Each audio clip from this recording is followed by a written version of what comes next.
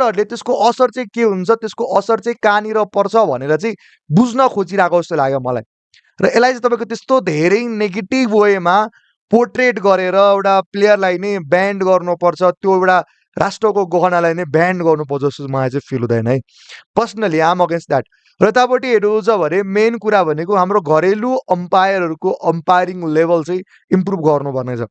हाम्रो घरेलु अम्पायरहरूको यदि अम्पायरिङ लेभल इम्प्रुभ भएन भने यो प्रकारको इन्सिडेन्ट हुनसक्छ, इन फ्युचर हुनसक्छ। जुन प्रकारले सन्दीप इन्टेन्स भएको थिए, जुन प्रकारले ईशान पाण्डेहरूले गएर त्यहाँनिर अलिकति सपोर्ट अथवा त्यहाँनिर गएर ब्याक ब्याक ब्याक उस नगरिदिएको भए थोरै बहुत त्यहाँ धक्कामिति हुनसक्छ, त्यो एउटा कुरा पनि हुनसक्छ भनेर चाहिँ यहाँनिर कतै न कतै करण केसीले एउटा हुन्छ नि समझदारी देखाएर चाहिँ प्रश्न चिन्ह गरेको जस्तो लाग्छ मलाई चाहिँ।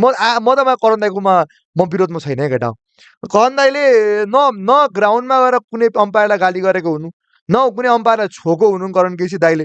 र यहाँनिर जस्ट यति पोस्ट गरिदिएको सार्केस्टिक वेमा, एउटा मजाकको रूपमा, एउटा मिमको रूपमा कि बाई मिस्टेकले यस्तो भइहाल्यो भने त्यो यो सिनारियो जुन सन्दीप पछिको सन्दीपले जुन प्रकारले अम्पायरसँग अथवा अम्पायरको डिसिजनहरू अम्पायरको डिसिजनहरू जुन प्रकारको भइरहेको छ र त्यो अम्पायरको डिसिजनहरूसँग जुन प्रकारले प्लेयरहरू खुसी छैनन् र यो कन्डिसन नआउला भन्न सकिन्न वेमा चाहिँ करण केसीले चाहिँ कतै न कतै यो कुरा चाहिँ तपाईँको यतापट्टि निकालेको जस्तो लाग्छ मलाई।